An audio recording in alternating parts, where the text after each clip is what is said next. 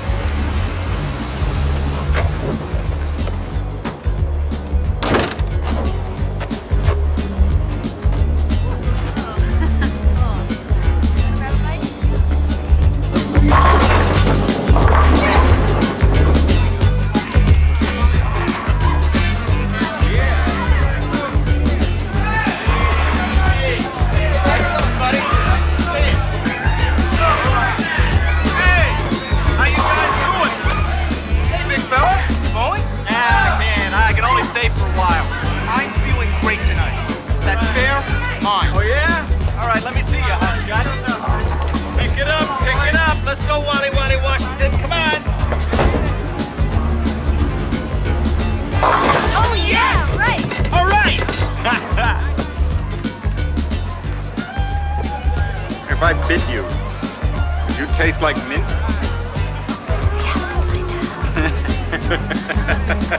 Betty Jean, my little guy's gonna be too sick to go. Oh, that's too bad. Yeah, well, there'll be lots of other games. games. What about Kristen? She'll want to go, won't she? When does she come back from skiing? Tomorrow, but I've already warned her she's got lots of homework to catch up on. Well, if I think of anybody else, I'll call you back, okay? I'll be here all night.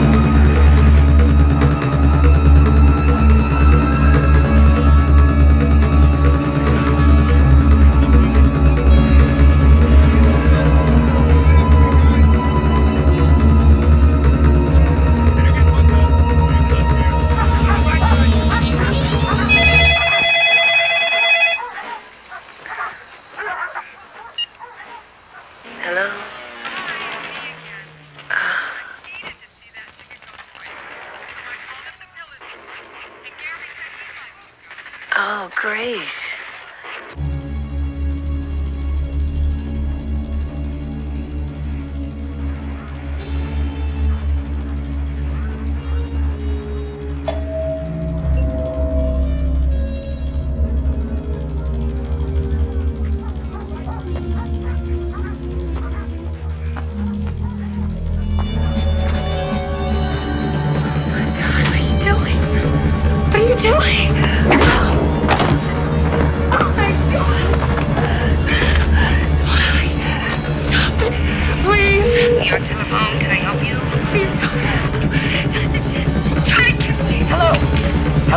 Operator, can you hear me? What's wrong? Hello? Oh, my God. Hello, can you hear me?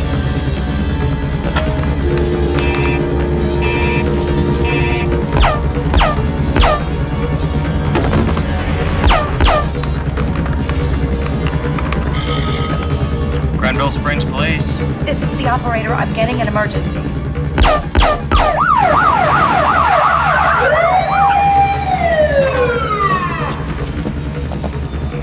Check it out. Let's go inside.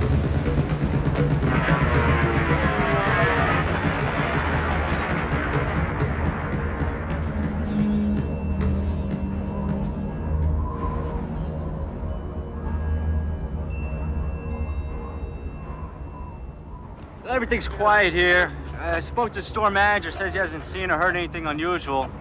And I don't think we got the right address. How do you want me to proceed? You're cleared. 10-4. That's a copy. All right, boys, let's go. Rolling out here.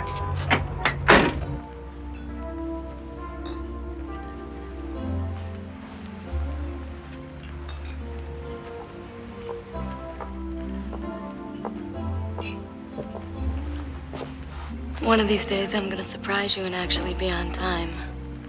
That's okay. I believe all good things come to those who wait. Why, Paul? I always thought you wanted better than good. I always thought you wanted only the best. That's why I'm here, Carolyn. That's definitely why I'm here.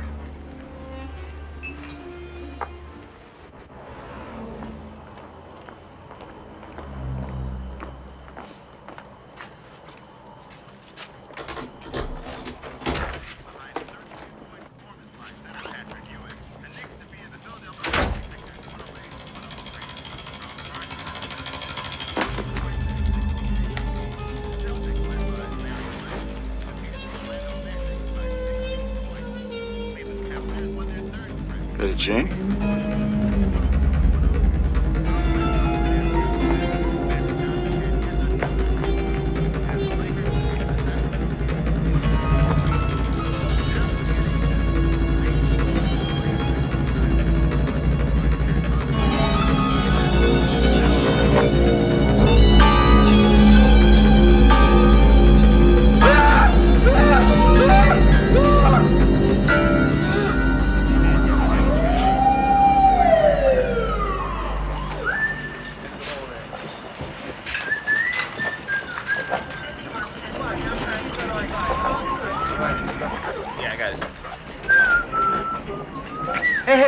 always say there, partner, and I was so comfortable in my bed. Well, at least the traffic was light, huh? Yeah, well, she's in there. I already walked through it, and Carlino's got the husband over here with the neighbors, so as soon as you're up to speed, you come visit us.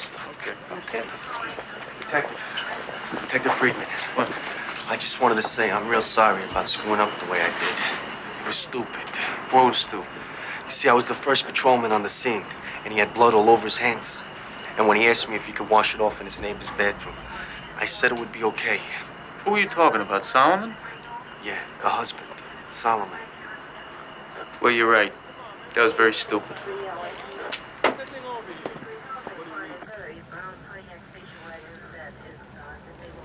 Can you please tell me what you're doing? Sure. It's called a paraffin test. It'll tell whether or not you have nitrates on your hands. That comes from discharging gunpowder. Does Carlino know he's already washed? I figured we had nothing to lose.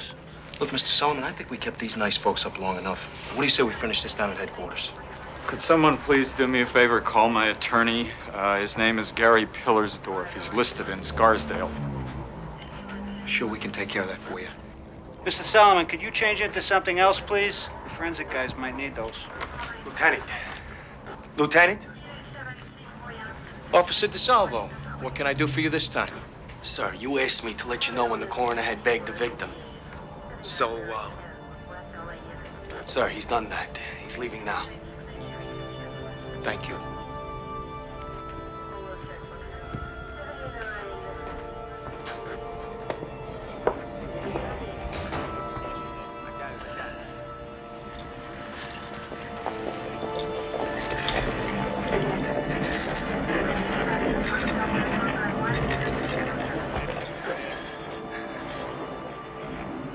I tell my daughter.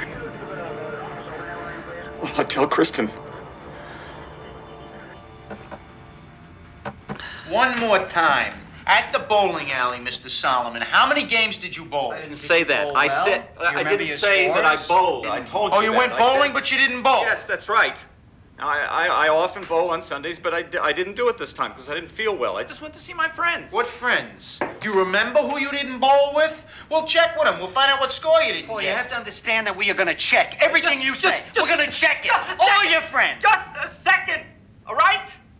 Now, I told you the truth. I went to the bowling alley. It's exactly like I told you, but I didn't bowl. And I didn't go home right away. I met somebody afterwards.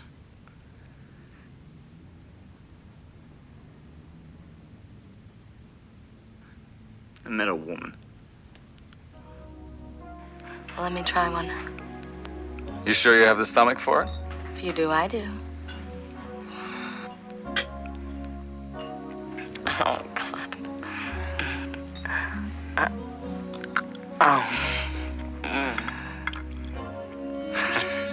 It's an acquired taste. Yeah. It's like everything else.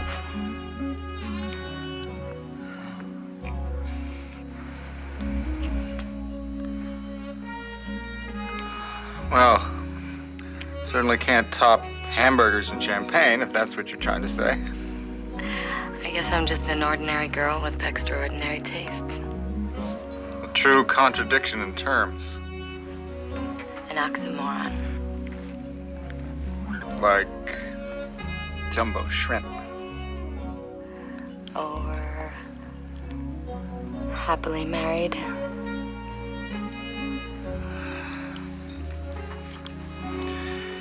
Well, I guess considering everything I've done, I'm as happy as I have any right to be. Don't say that. You deserve all the happiness in the world. And maybe being with me would make you happy all the time. It could be wonderful, Paul. We could run away tonight, right now. Yeah? Yeah. Where would we go? Well, you always talked about how much you wanted to go to Puerto Rico. Let's do it. We could go to the airport and leave. Why not? Don't you think this conversation's a bit premature? Last time I checked, I still had a wife at home. Don't you think you'd like to be married to me, Paul?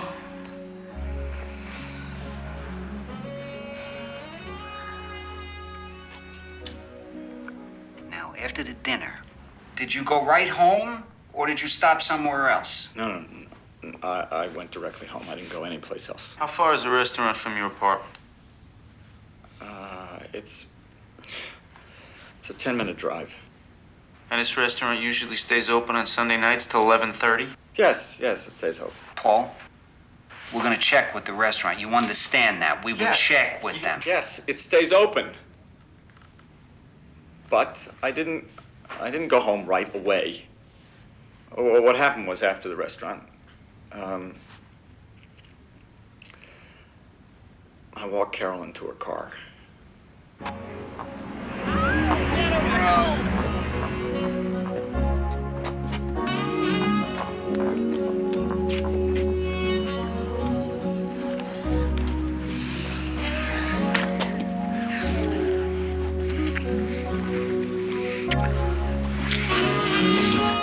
Why don't you come pay me a visit?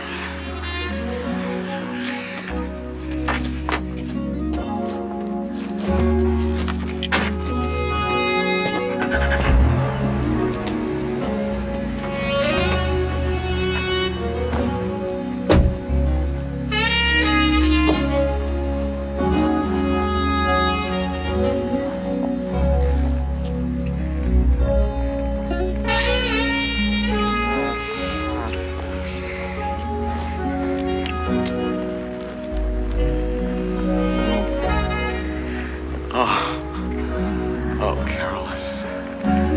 Carolyn. Please, Paul. Can I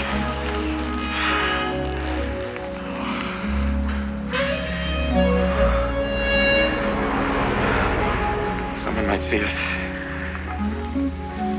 That's what makes it so exciting.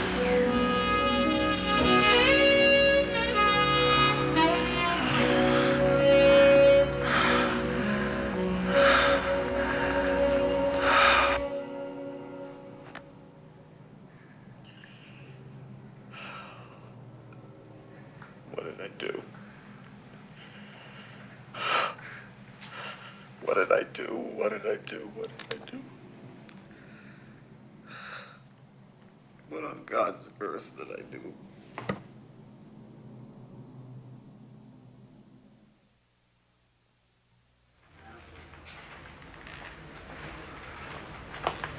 Here we go. 208.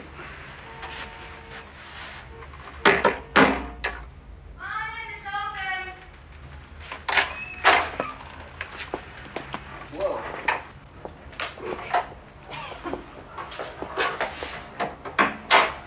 Just make yourself at home. I'll be with you in a minute. Thank you.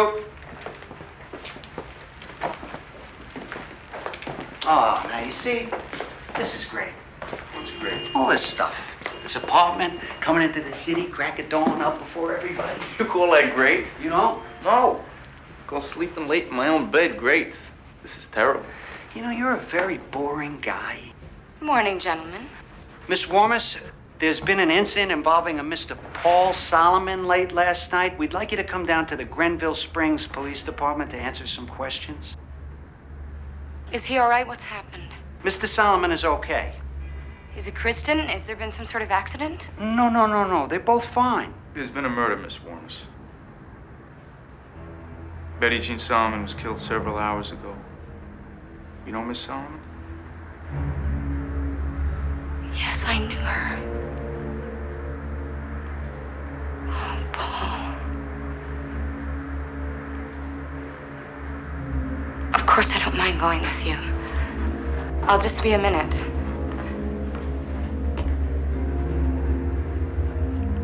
I'm sorry. I forgot to ask you fellas if you wanted something to drink. Some coffee? No, thank you.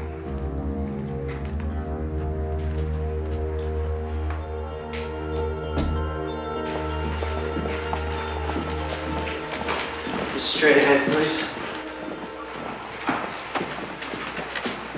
Okay. Oh, let me help you with that. Thank you. There you go, right here. Oh. So that's Warmus, W-A-R-M-U-S. Right. Date of birth? January 9th, 1964. I like your tie. Place of birth? Troy, Michigan. Silk? Address? 485 East 72nd Street, New York, New York, 10021. Father's name? Thomas. Tom. Mother's name? Elizabeth? I bet your wife bought it for you. Actually, I picked it out myself. Oh. Can you tell me about yesterday, January 15th? All right. What was your day like? Well, I was at home all day, and then I met a friend for dinner at a restaurant in Yonkers.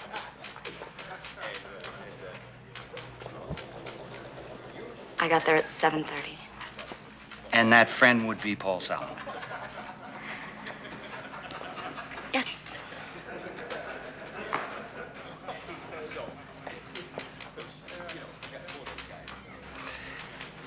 Miss Warmus, would you follow me, please? I think we'd have more privacy inside.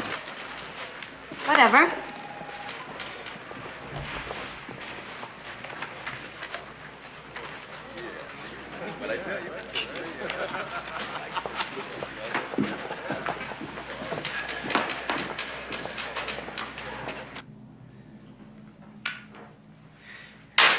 We know you did it, Paul. How can you say that? Look, things are going to go a lot easier on you if you just tell us how and why you did it. I didn't kill my wife. I didn't.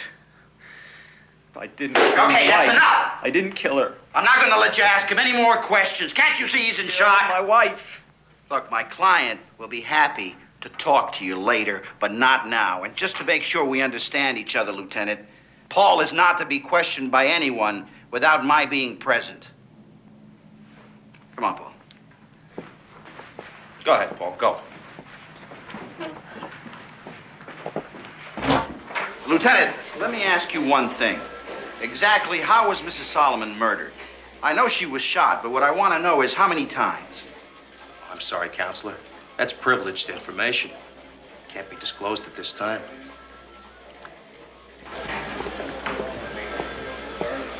Hot coffee.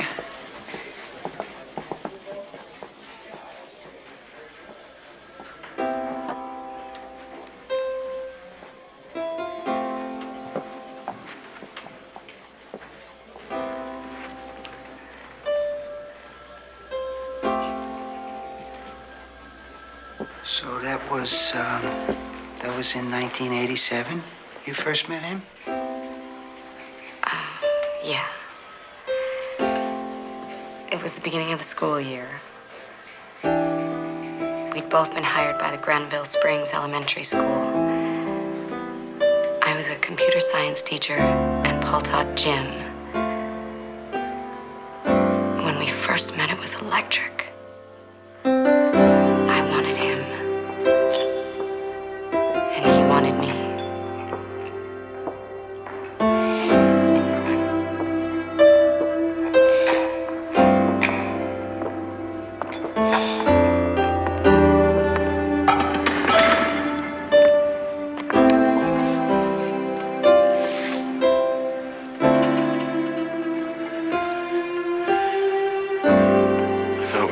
For lunch. But I'm hungry now. Carolyn, this is a boys' gym.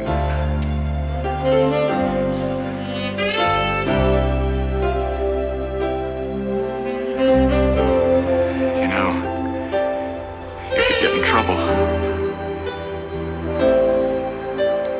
I know.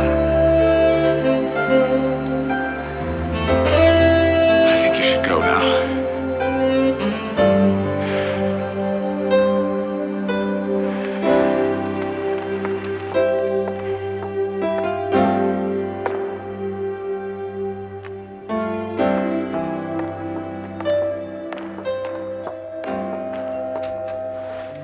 Carolyn, hi.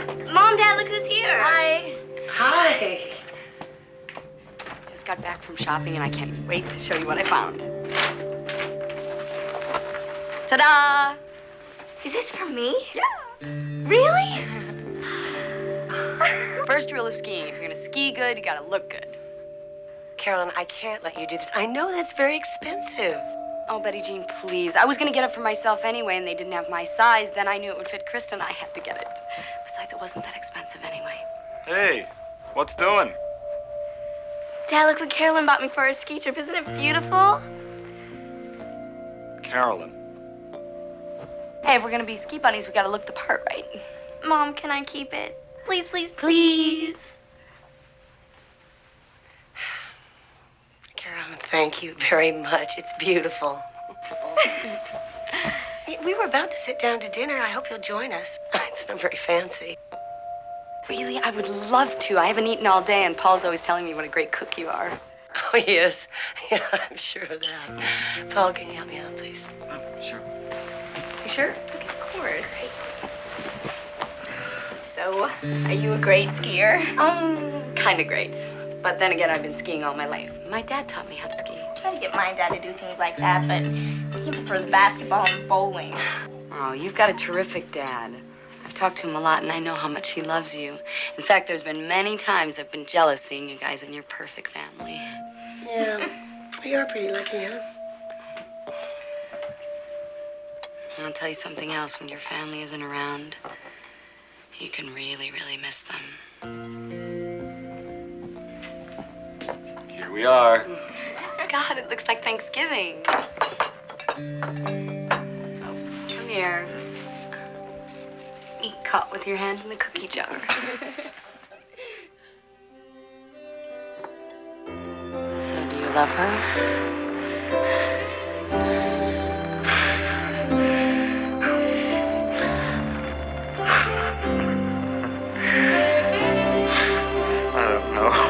I don't know. Who's the best?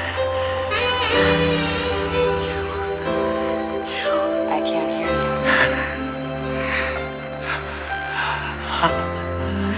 Who's the best you ever had?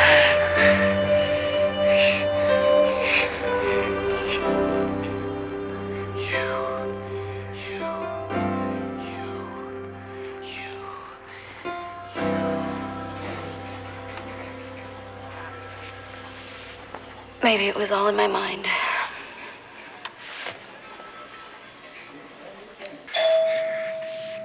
You gotta be strong. Come on, you gotta be strong.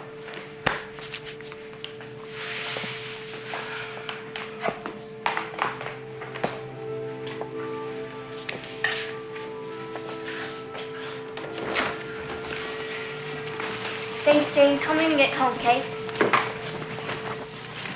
Hi, Gary. Hi, Dad.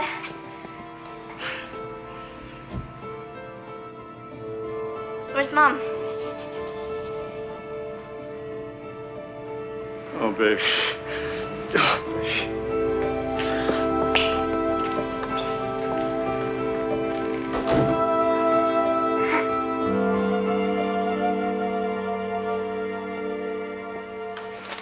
Come on now. You guys know this better than me. It's been over 6 weeks. This case could have and should have been solved by now. In fact, if that 911 wasn't incorrectly routed, we might have caught the son of a bitch in a damn act. Yeah, shoulda, woulda, coulda. All right. Okay. Let's review what we do know. We know the exact time of the shooting happened within seconds of 7:15 p.m. Also, we know bullet wounds to head, chest, back, extremities, with penetrations to lungs, heart, and liver. We know that the blood samples taken from the murder scene all match Betty Jean's. We also know the hair strands taken from the floor and the furniture belong only to Paul, Kristen, and Betty Jean. And most importantly, we know now that the victim was killed with a .25 caliber gun equipped with a silencer, and that, my friend, is major. What are we supposed to figure? Some kind of contract hit? That's not gonna play. She wasn't hit by a pro. Well, I wouldn't rule it out. My money is still on Solomon, but I wouldn't rule anything out. Call out what you want. Gut feeling, whatever, but that's what I believe. I'm still not convinced. And Neil, I need your help with something. What? I want to subpoena Carolyn's home phone records. Yeah. I gotta know if she's still in touch with Solomon, and I want to double check that story that she called him the afternoon of the murder. All right. I'll speak to Hamill. You didn't mention the telltale sexual signs. Betty Jean. I was only there for a couple hours before her death. So? So you think Solomon could be so cold he could have sex with his wife in the afternoon, kill her in the evening, then make it with his girlfriend in a parking lot at night? Yes, I do. Carolyn, it would be a big mistake. But Paul, it's been months. Can't you understand that I have to see you? Please, please don't make it any tougher than it already is. It'll be good for both of us. Can't you see that? Can't you see that we need each other? Carolyn, I can't. It wouldn't look right. Besides, Kristen and I are just starting to get our lives back together again. I know. Me too. But if we just...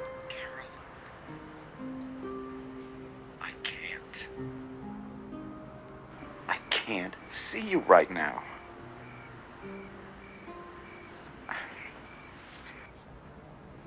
Okay. I understand. But what if in the meantime, I just sent you a little note every once in a while? Would it be okay if I did something like that? Would you like that, Paul? Yeah, okay. You can do that. I gotta go. I'll call you.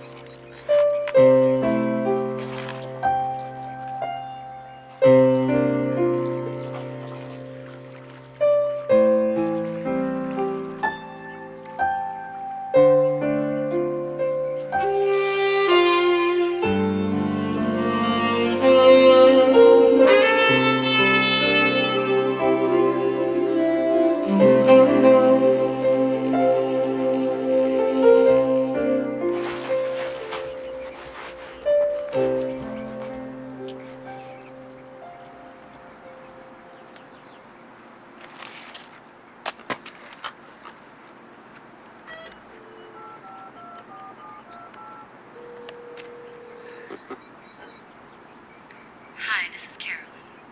I'm not home right now, so please leave your name, your telephone number, and the time that you called. Bye. Like I told you gentlemen on the phone, Carolyn Warmus was a former client of mine who hired my firm out to do some work for her. Nothing out of the ordinary. May I ask what she's done? We haven't said she's done anything. We're just in the middle of a homicide investigation. Our name happened to come up. We found out in our phone records that she was associated with you. So we just want to know what, if anything, you know about her.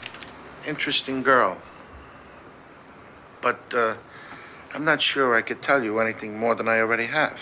Try.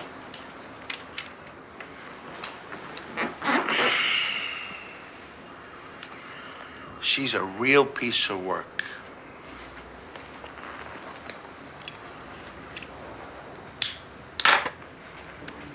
First time I met her, she come waltzing in his office wearing a short white tennis dress with long tan legs. Yeah, that's what I remember. Mr. Parko.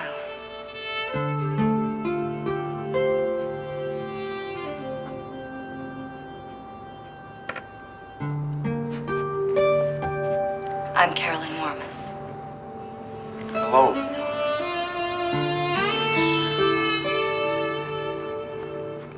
What brings you up here on such a warm day? I need to hire a private investigator for a personal matter. How personal? It's really quite simple. I'm dating a man and he happens to be married. I hope you won't pass judgment on me. Not at all, of course not. He told me he's going to divorce his wife. I want to find out if he's lying. Uh-huh. And I want to be sure he isn't seeing someone else. I see. You don't have a problem with this, do you?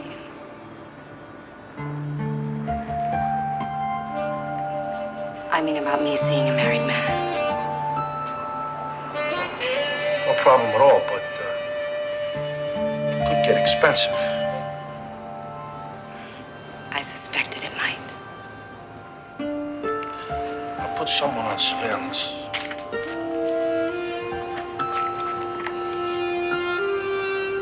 I'd like to join him. I'd like to watch. Could get dangerous. I might like that too. I bet. His name is Jimmy Russo. He specializes in this kind of work.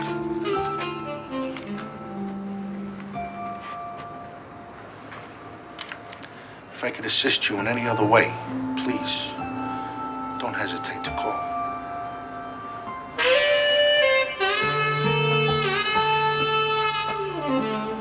She smiles, that big smile. Waltzes back out the door. Can I ask you, Mr. Parko, when was the last time you talked to Carolyn? Say in the last 6-7 months. She calls me every now and then. Oh, yeah? How about on January 16th? We got here that she called you on that date. Can you tell us about that phone call? She said she was feeling tired. She said something about police questioning her either earlier that day or night. She said they wanted to know something about a murder of a fellow teacher's wife. That's about all I can remember about that conversation. Nothing else, right? Well, there is one thing I should tell you, gentlemen. A lot of people thought Carolyn and I were fooling around, but that never happened. I mean, she was just infatuated with me because of the work I do. Just thought I'd mention it. I don't want you guys to get the wrong impression in case anybody's passing stories on me. So that's it. That's everything, right? That's it. That's everything. That's it. That's everything. If you have any question, please don't hesitate in seeking my help. All men are overgrown, immature children. And they all ask the same question. Was I the best you ever had? The fact is, they're all the same. Now, my theory is, if you're good, they'll be good. And take my word for it, girls, I'm not just good, I'm great. So how are things on the Paul front? Well, it's been very difficult for him. So we haven't seen each other in almost 4 months. Not since, you know. Yeah. But I think we're just about ready to pick up from where we left off. Really? Yes. And as a matter of fact, I just bought him a little gift, which I think he's gonna love. Would you like to see it, girls? What did you get the boy? Well, now this is for his daughter, Kristen. Sweet little gold earrings. Very nice. And this is for the boy. Magnificent. Exquisite. You know, of all of my customers, you have the best taste. So let's hear the card. It's personal. Right. Read.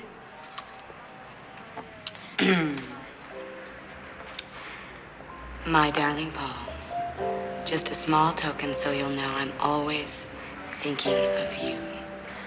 I love you. Kisses. Carolyn. Lieutenant, I need to know what to do about Carolyn. Now, ever since the murder, she's been calling me several times a week. I mean, she's even been sending Kristen and I little gifts. She wants us to get together, which I'm not going to do. But she won't stop. Now, what am I supposed to do? Well, sooner or later, you're going to have to confront her. I mean, there's not much we can do about it. What'd you tell her last time you talked to her? Well, I didn't tell her we were through or anything like that. I just said that because of what happened, I thought it might be best if we weren't to see each other for a while. Carolyn is not really one to take no for an answer. You might as well know that I've been dating other women, one in particular. I don't see Carolyn, but I'm dating again. I thought you ought to know. Let me ask you something. Do you think that possibly your wife was having an affair? Well, she never said anything directly to me, but I had suspicions that something could be going on. Any idea who with? No, I don't. You never confronted her directly with this? No. Well, thank you very much. You've been very forthright. I think we're very close to making an arrest.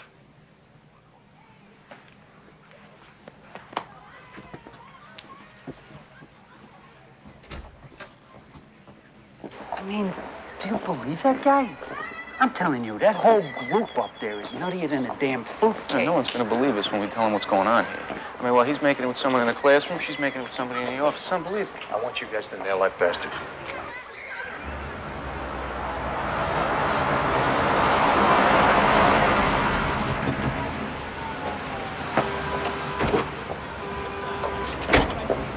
Let's grab a dog. What, are you crazy? You get sick on those things. Come on. So you want to know about Carolyn, huh? That is one ditzy broad. Good looking and very smart and a great body, but a little wacky for my taste, you know what I mean? Your friend Parker told us you did some surveillance with her. What was that about? No, he is no friend of mine. Piece of melon, gentlemen? Yeah, we did a little surveillance on some married guy. It was nothing big, just to check it out, see if he was gonna leave his wife for Carolyn. We followed him out to this place called Sandalwood, somewhere in Jersey. And we took some pictures because Carolyn wanted to get something compromising to send to his wife. The idea was to do a cut and paste job. You know, a little superimposing when necessary, huh? So, 2 days later, I had to go up to her place to get some shots of her. Picture this. Hi, Jimmy. Follow me.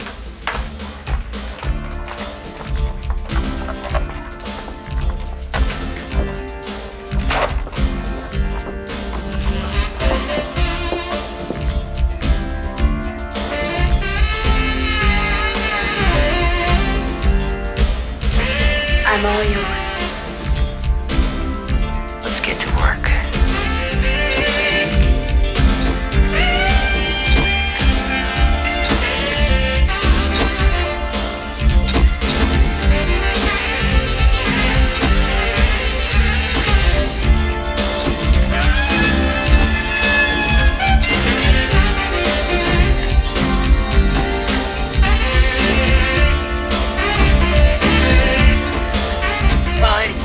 About the next hour or so, I took a roll of color film in that outfit and a roll of color in a bunch of others. Then she changed into a blue, see-through thingamajig, and all the time she's laughing and she's making small talk. Finally, she changes into this black and white tiger skin something or other, and she became this cat.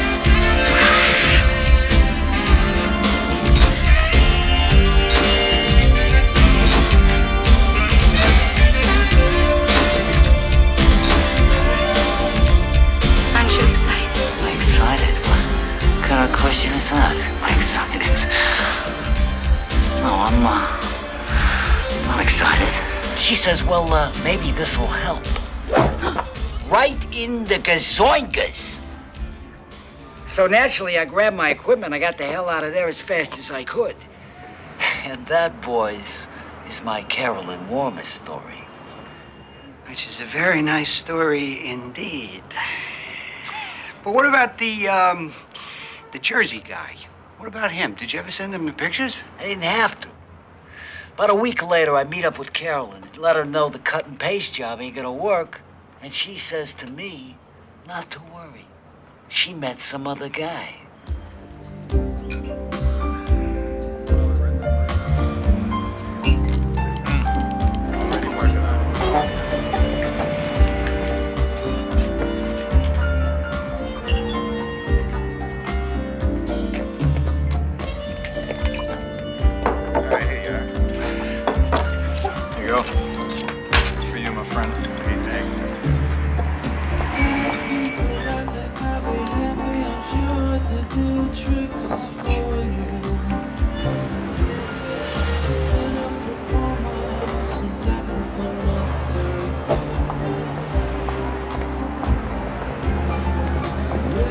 telling you, you should try it sometime.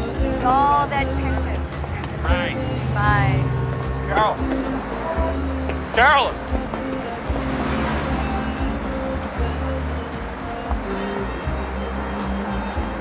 Seems like forever. Me too. I was playing golf. I must look awful.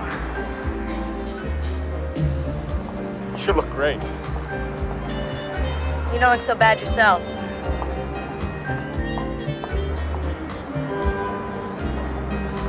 Can I buy you a drink? Yeah, sure.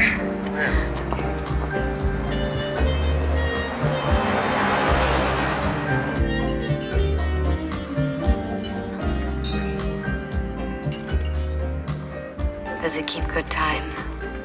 Oh my God, I almost forgot I was wearing it. It's beautiful. It keeps great time. I love it. And those earrings you got Kristen. She's crazy about them.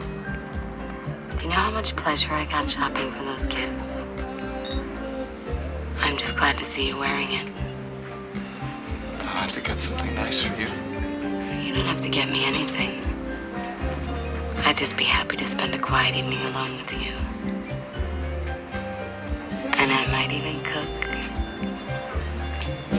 We'll plan on it.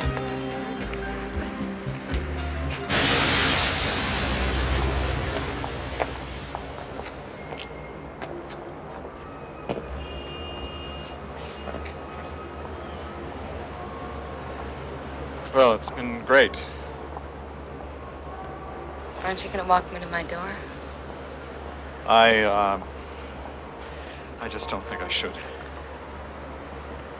But I want to show you something. Carolyn, I shouldn't. I redecorated the whole apartment. I did it with you in mind. I can't.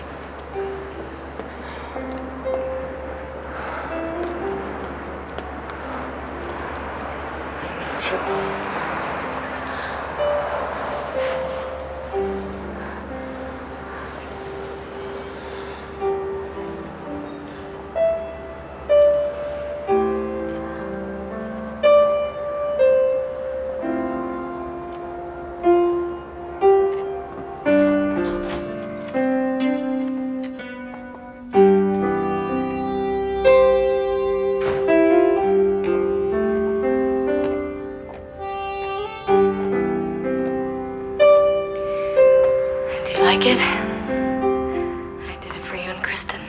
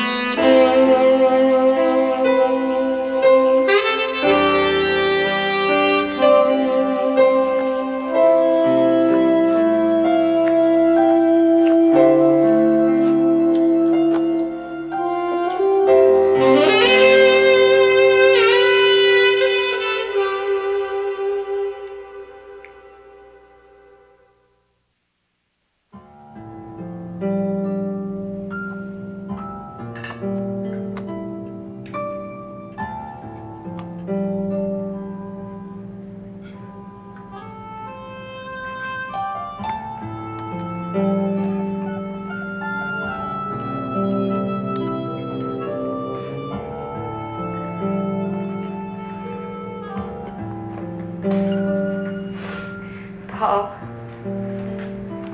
since you're still not here and you still haven't called me, I have no choice but to assume you're having car problems and you haven't been able to get to a payphone to call me.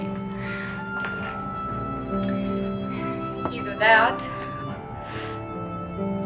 well, there's no reason to go into the other possibilities right now. So when you get my messages, will you please call me and let me know where you are?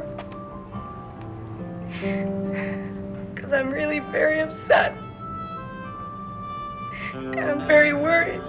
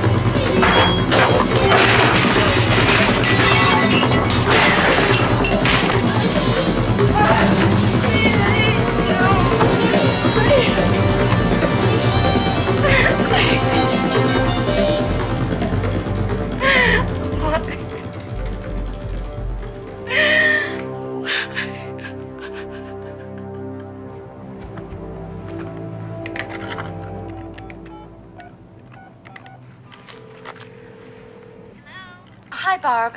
Oh, is this Barbara Baller? No, this is her roommate, Tammy. Barb's not here. Oh, damn. I guess I must have missed her. Tell me, has Barb already gone down to Puerto Rico with Paul Solomon? Who did you say this was? Gosh, I'm sorry. Madeline Newman. I'm a good friend of Barb's from the Grenville Spring School. I'm a teacher. I don't know, we might have. Listen, it's very important that I speak to Barb about something. I hate having to disturb her on her vacation, but I think I better call her. She's at the San Juan Beach Hotel, right? That's right. Listen, thanks a million. You've been a doll. And when Barb comes back, we'll have to make sure she introduces us. Yeah, we should. Okay, bye. Guess what, Mortimer? We're going on vacation.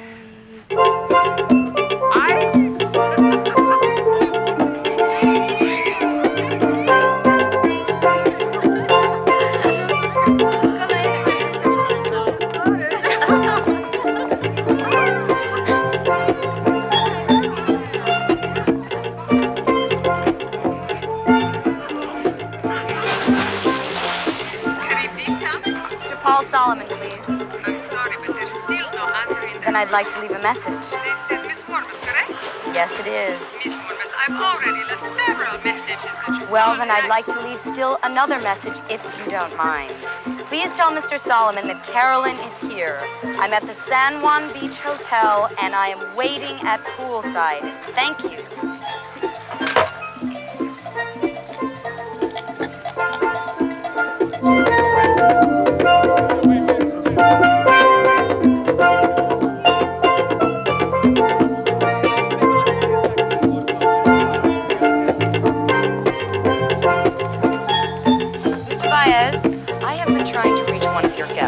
Your desk clerk has been nothing but rude and uncooperative.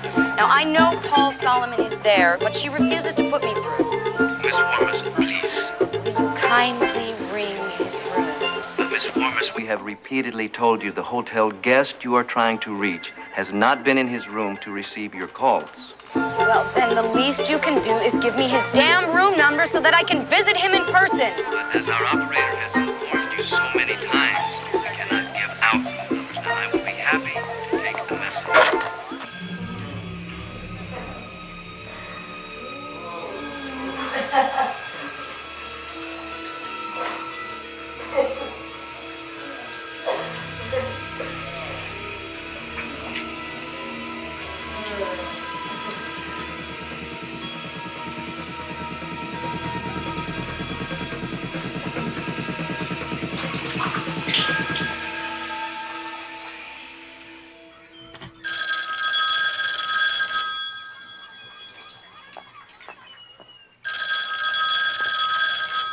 Hello.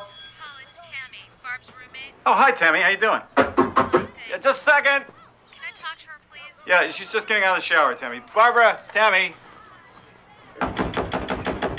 All right, coming.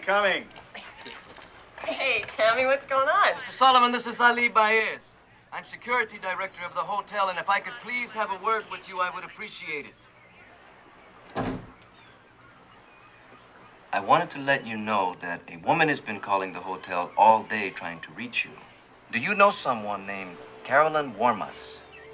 Yeah, I do. Did she say whether she was calling long distance or not? She said she was staying at the San Juan Beach Hotel, right here on the island. Thanks. Thanks a lot.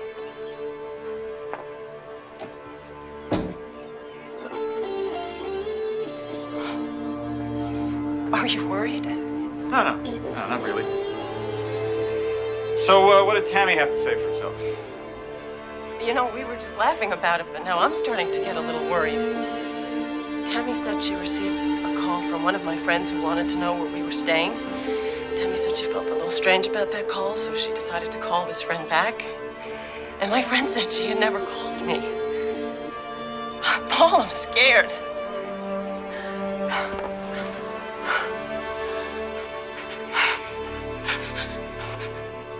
Hello, is this Mrs. Marie Baller? Yes, it is. May I help you?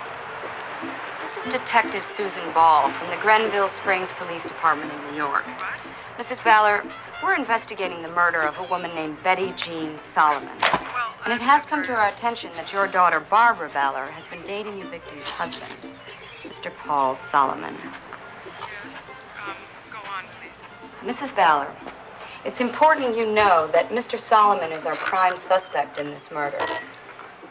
We believe he killed his wife by shooting her 7 or 8 times with a small caliber gun.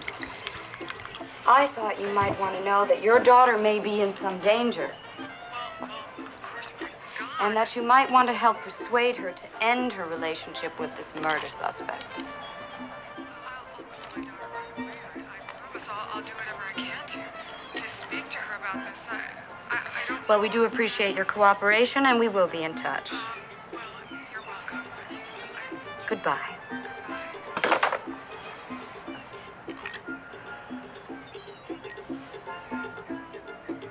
Okay, I hear you. Now, what exactly would you like me to do about it? It's Warmus time.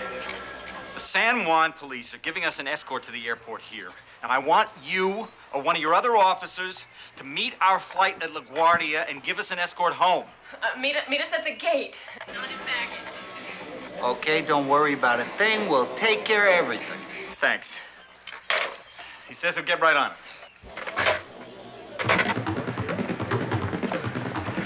Overreact. I have a taxi waiting. The police escort. We have plenty of time.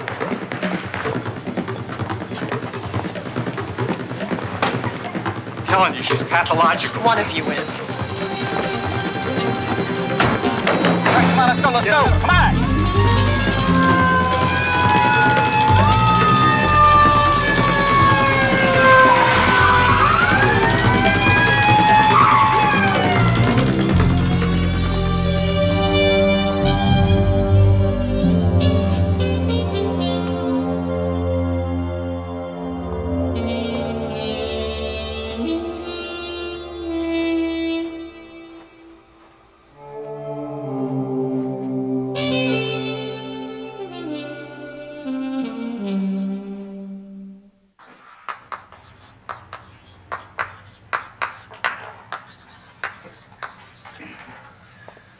Okay. Let's say Carolyn did it. So she makes a date with Solomon. Drives over to the condo. Betty Jean lets her in, because after all, they're such good friends. So a little time goes by. And before you know it, Carolyn hits Betty Jean over the head with something. They struggle. Betty Jean manages to crawl to her phone. She dials 911. Carolyn shoots her a few times. When she's laying there in a heap, Carolyn calmly comes over, places one foot on her back, and puts 4 or 5 more slugs into it. Now, that's what you're telling me, right? That's exactly what we're saying. Oh, yeah. this is good. Okay. So then she dusts herself off, turns out the lights, goes out on the balcony, and drives herself to her date with Solomon. All dressed up, all relaxed, and hungry. Sits down, eats a nice, juicy cheeseburger, has some champagne, and then makes it with the guy in the parking lot. And all the while never conveying any signs that she just killed his wife. Works for me. What's the matter with that? Prove it. Okay, let's go to the blackboard. What do we got? Alibi, none. Motive, jealousy, mental state, deranged. Personal history, repeats obsessive relationships with married men. Always with married men. And don't forget her recent stint with Solomon in Puerto Rico. Repeated phone calls with Paul Solomon, Pillersdorf, Barbara Balor's mother. As a matter of fact, when she called Barbara Balor's mother, she mentioned that Betty Jean was shot 7 or 8 times. And like we have always said, who could possibly know that but the killer? Thank you very much.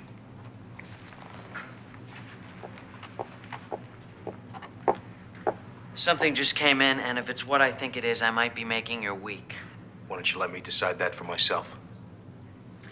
I took a call a short while ago from California. A Rocco Lovetier Jr. Said he might have some information regarding a murder investigation.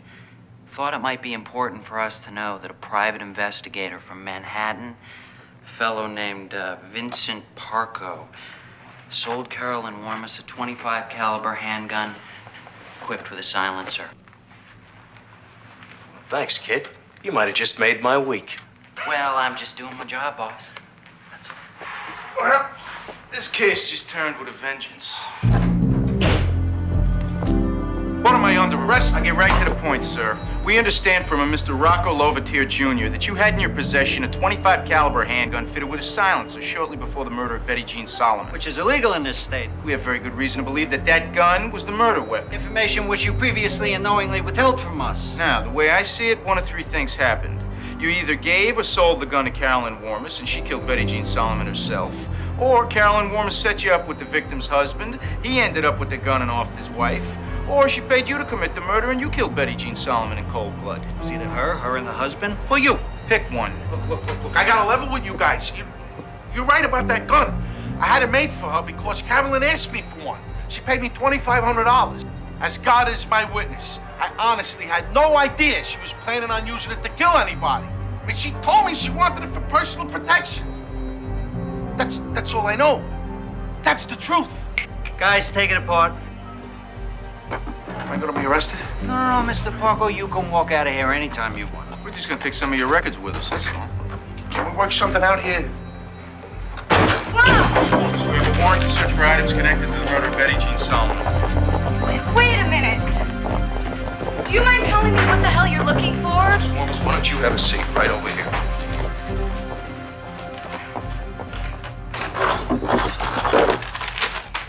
That's it. That's a judge's signature right there. Open everything and look good.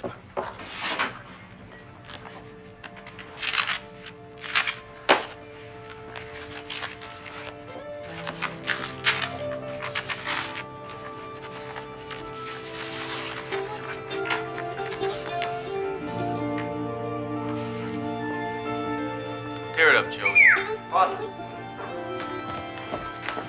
Check this out. But first, listen to this. Dear Paul, please understand that this is a very difficult letter for me to write. Over the past several weeks, I've repeatedly attempted to write a note which would implicate myself in Betty Jean's murder. But not being privy to all the information a real murder would have has always impeded me. Therefore, what do you think of the idea of my sending you some signed, notarized blank pieces of my stationery? You can then type in whatever you think would satisfy the police. Whoa, there's a first. The suspect leaves something laying around, and then we're supposed to go sniffing off in the other direction. Oh, get a load of this. It's a things to remember suicide note with an invite list to a funeral and some very specific instructions. Huh. Please bury me in something sporty, perhaps even my favorite white tennis outfit. I always thought it made me look cute and sexy without being cheap. I would like to have my hair combed in either a page boy or ponytail. I often wear it that way while playing. I would appreciate it if you would bury, along with me, a photograph of Paul, Kristen, my sister and brother, my mother and dad, and my favorite stuffed animals, Mortimer, Alphonse, and Little Fluff. Carolyn Warmus, you are charged with murder in the second degree of Betty Jean Solomon. How do you plead? Not guilty.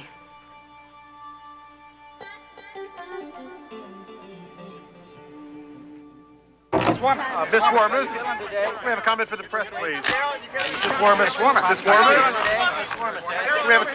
Do we have a comment for the press, please, Miss Warmus? Just your father here. Comment. How do you think you'll go today? Just a comment, please. I think it's too soon for any comment, but I'd just like to say that I'm glad to be here, and I think justice will be served. Thank you. Is your father, are you pleased with your defense, Miss Warmus? Someone can have your defense. Sweetheart. Here, come on, get around. Get around the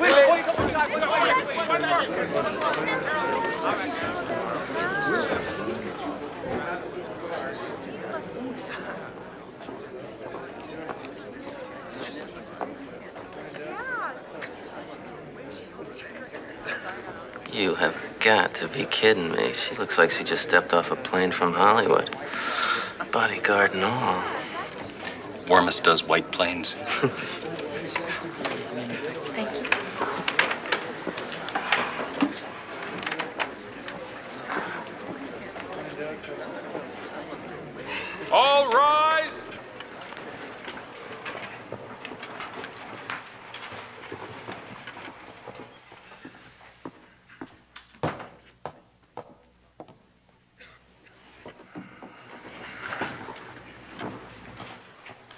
Good morning, gentlemen. Miss Warmus, are we ready to begin? We are, Your Honor. Yes, Your Honor. Bring in the jury.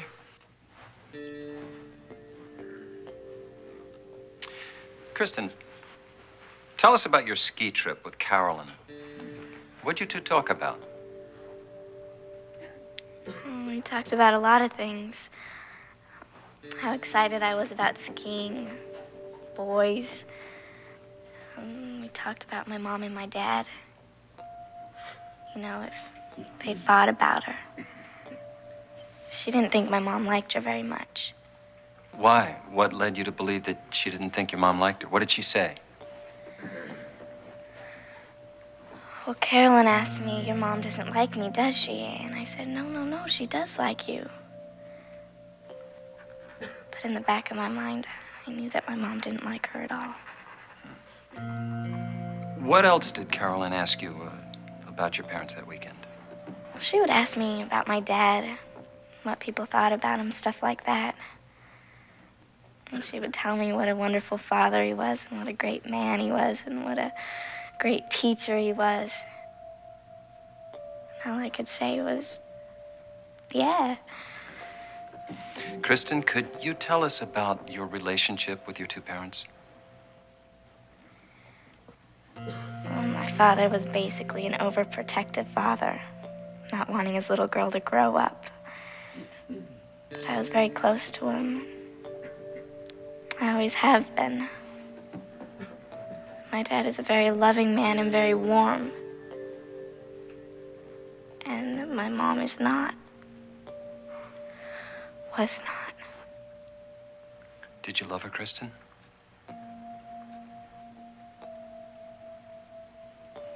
Yes. Do you miss her? Yes, very much.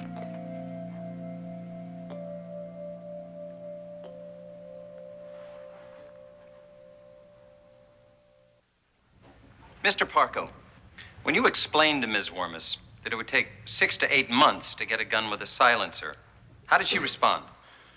She said it was too long to wait. She wanted it faster.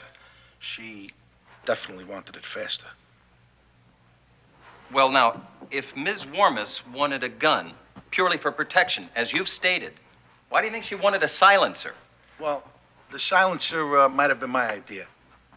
I mentioned to her that if you're going to practice with a gun and you're not on a range, it makes a lot of noise. On the other hand, with a silencer, she could practice in relative obscurity.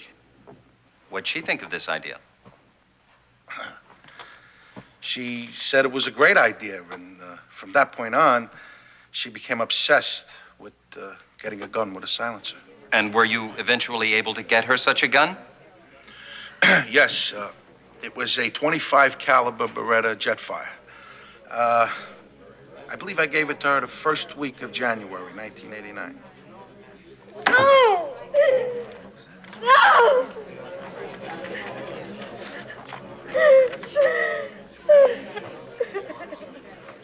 Counselors.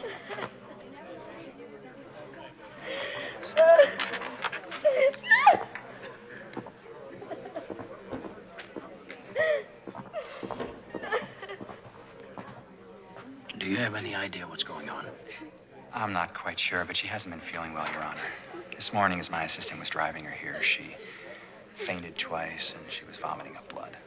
Well, do you believe Miss Warmus will be able to continue today, or would you prefer that I just... Let me talk to her. If it's at all possible, I'd prefer to continue.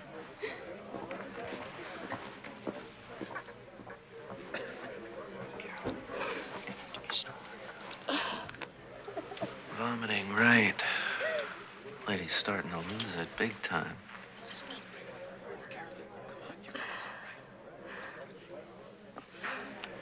Your Honor, we're ready to continue. Very well. Mr. Hamill.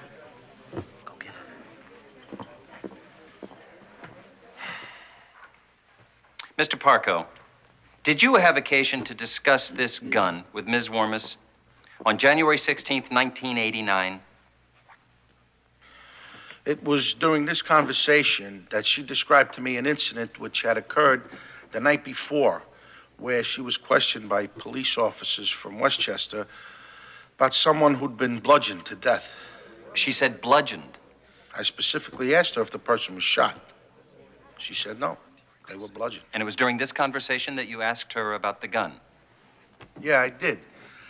I asked her what she did with the gun I gave her, and she told me I could come and pick it up. Then she calls me back, and she says I didn't have to come. So I asked her, why not? She told me she threw the gun away on the parkway. And that was the last time we had a conversation about that gun.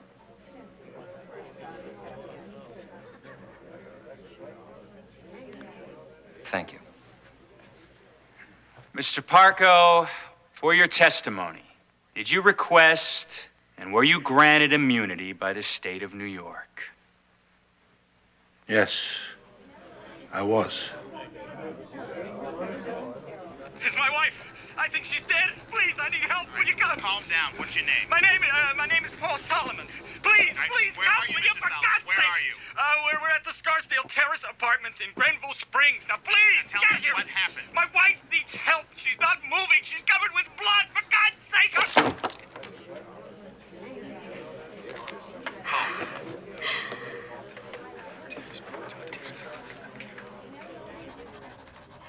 Mr. Solomon, from the time of your wife's wake until late May 1989, did you ever see the defendant, Carolyn Warmus? No. I talked to her various times on the phone, but I never saw her. She did send me lots of notes and cards, but I never responded. Did there come a time after June 1989 that you did indeed see her? Yes. As I remember the evening, it was in late July. I was playing in a basketball league in Manhattan with a bunch of other old men.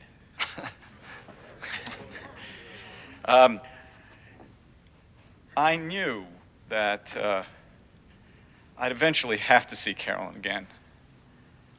I knew how much she meant to me. So I decided, since I was near where she lived, I'd stop and see her. I got there just as she was coming back from a golf lesson, and she was somewhat surprised to see me because we hadn't seen each other since the wake. She invited me up to her apartment, but I didn't feel comfortable with that, so I invited her to go for a drink at this singles bar just down the street. And she accepted? Yes. And the thing I remember most about that night was that at some point, I turned to her and I said, Carolyn, I hate to ask you this question. As difficult as it is, I have to know the truth. Did you have anything to do with Betty Jean's death? And she took both my hands in hers. And she said, I'm so glad that you feel comfortable enough to ask me that question. No, I didn't. I could never do anything to hurt you or Kristen. Well, we continued to talk, and I told her that it had been so difficult, and it had been terrible, and how guilty I felt because of the fact that I'd been with her the night that Betty Jean died. Don't you dare follow.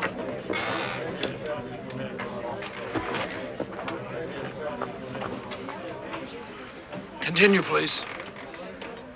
Go on, Mr. Solomon. I always felt if I'd been there, at home, I could have stopped what happened.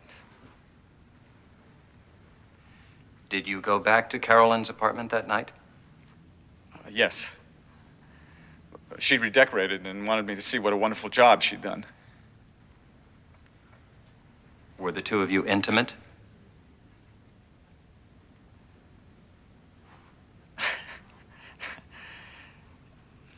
To tell you the truth,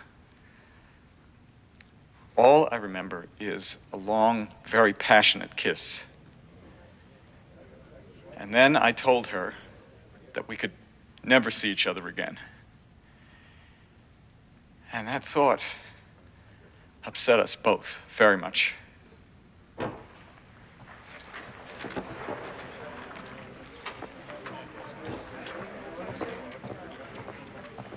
Miss Warmus, step forward.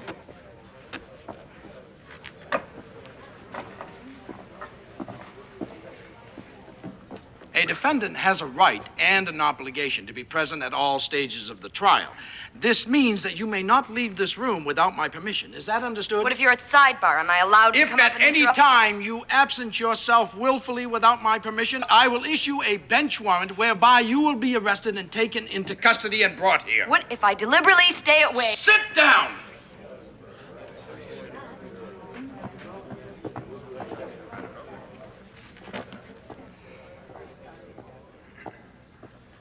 Mr. Hamill. I really have no further questions. Thank you, Mr. Solomon. Your witness.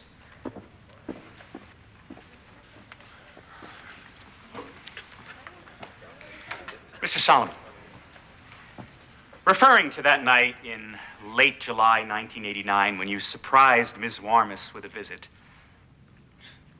is it true that after you went to the bar that you returned to Carolyn's apartment and the two of you had sex? No, I don't believe so. You don't believe so? I honestly can't remember. You mean you can remember having sex with her on the night of the murder, in January 1989, but you're having difficulty remembering whether or not you had sex with her a full 6 months later, in July of 1989. I simply can't recall. Now, I'm trying honestly to remember, but I just can't. You don't remember commenting on how Miss Warmus' lingerie happened to match her clothing? I might have. It's very hard to resist, Carolyn. Let's change the subject to something easier for you to remember. Mr. Solomon,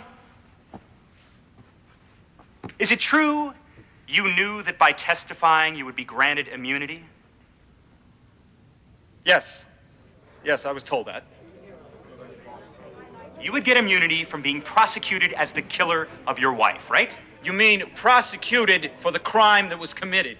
Yes. That's what you wanted immunity from, right? Well, it's hard to want something for something you haven't done. You know you could have waived immunity, right? You could have signed a document that said, I don't need immunity, right? Correct. But you didn't. No, I did not.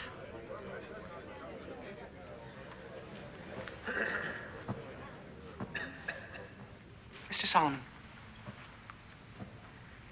you earlier testified that on the night of the shooting, you had promised your wife that you would return home early. Isn't that true? Yes, it is. I did. But you didn't get home early, did you? No, I didn't. And you didn't because you knew there was no reason to keep that promise. Because your wife was already dead. You know, for you to make that kind of statement is so obscene and so horrible. I mean, the fact that someone can manipulate facts or words or half-truths or incomplete reports and to throw up some kind of vague vision of something, it's obscene and so disgusting. I mean, I accept my guilt for this affair. But for you to make that comment, for you to throw that kind of light on me, I only hope to God that when I'm judged and punished, that you're judged and punished for what you've done here.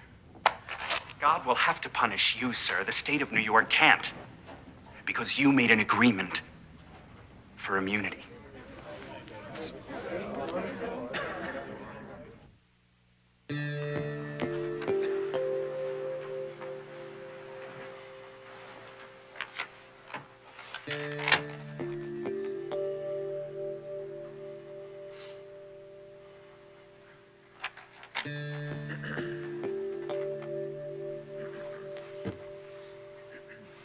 I'm sorry to report, we have a hung jury.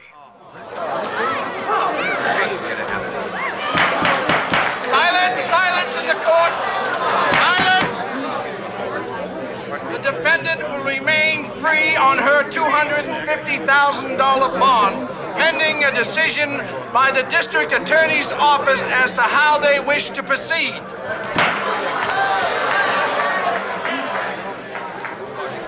All this for a tie. We gave him everything, a motive, the gun, the ammunition.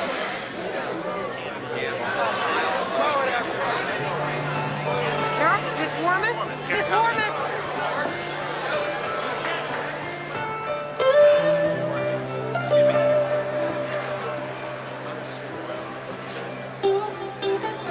Nobody cares about me. Nobody cares at all.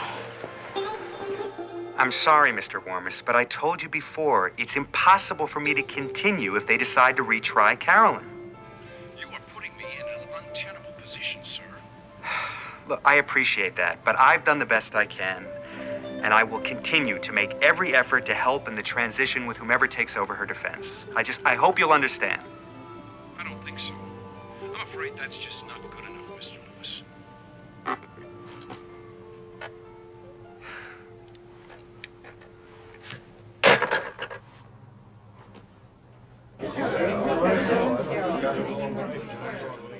Mr. Aaronwall, welcome to our little group. I'm sure in no time at all you'll be as familiar with everyone as I am. I'm sure I will. I met Carolyn Warmus when we both worked at Rome Telecommunications in Manhattan. Miss Gatai, when you worked with Ms. Warmus, did you work in close proximity to one another? Yes, we did. Our desks were right next to one another. Was there a common locker room? Yeah, there was. The girls would meet there before and after work. It's a good place for a smoke. Would you describe to us the incident involving your driver's license in August of 1988? It disappeared from my locker. That's where I kept my purse. I don't know exactly when it was taken. I just noticed one day that it was gone. I didn't think much about it at the time. Now, Miss Gatai, was there any money taken from your purse? No, that's the funny thing about it. The only thing that was missing was my driver's license.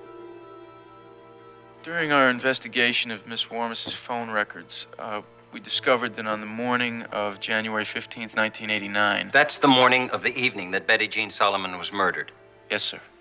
On that morning, we discovered that a call had been placed from Miss Warmus's apartment to Ray's Sports Shop in Plainfield, New Jersey. What was the significance of that phone call?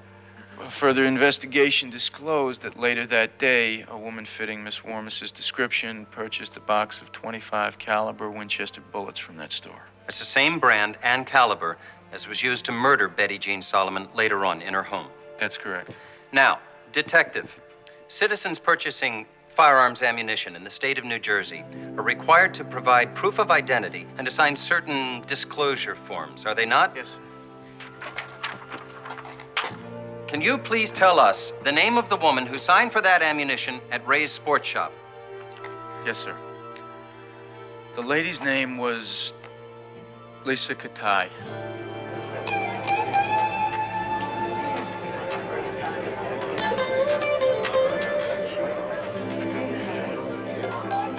Your Honor, the prosecution rests. The defense calls Tom Warmus.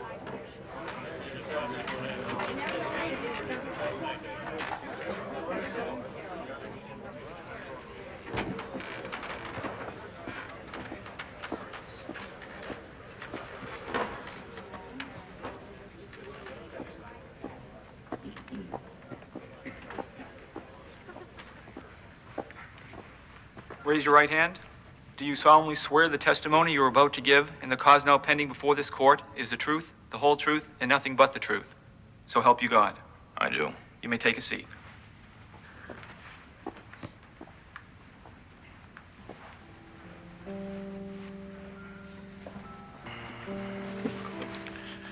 So you're Carolyn Warmus' father, is that true, sir? Yes, I am.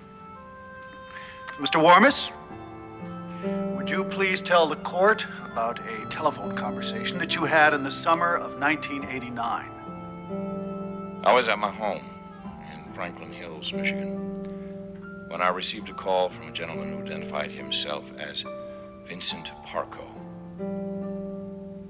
He said he was a friend of my daughter's, and she was running around with some shady people who could be in trouble. He then offered to help me, but that it would cost me big bucks. He said, I'm talking big, six-figure money.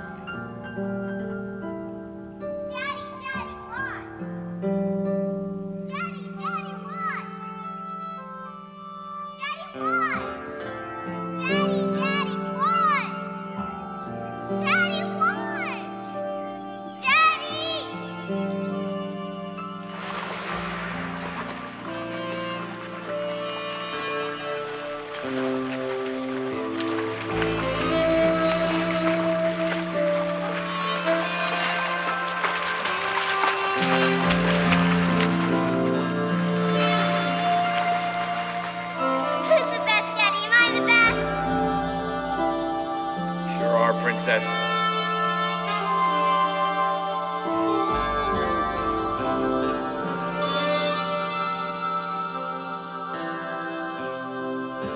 Carolyn Warmus, you have been found guilty of second-degree murder in the death of Betty Jean Solomon. Before imposing sentence, do you have anything to say?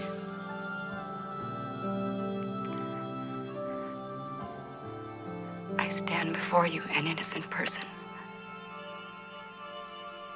And this is very, very difficult for me. I am accused of making phone calls to a gun shop in New Jersey, which I never knew existed. I'm sorry I can't hear you.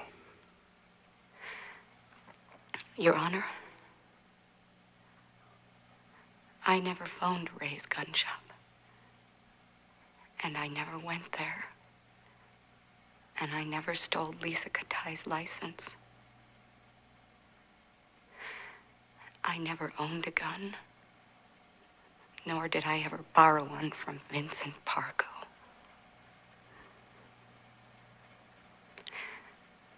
I would never do anything to hurt Kristen. Or Paul Solomon. And I can promise you that I did not kill Betty Jean Solomon. I am innocent of this crime. I am innocent. I could never do such a thing. I can't hear you. So please, Your Honor, please don't hurt me for something I couldn't do. Something I wouldn't do. I wasn't brought up that way. If I'm guilty of anything, I'm guilty of falling in love with a man who deceived me. Who made promises he couldn't keep.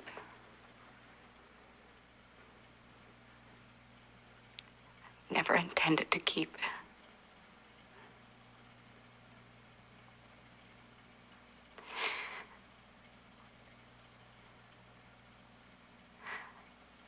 I have nothing more to say. I thank you for this moment.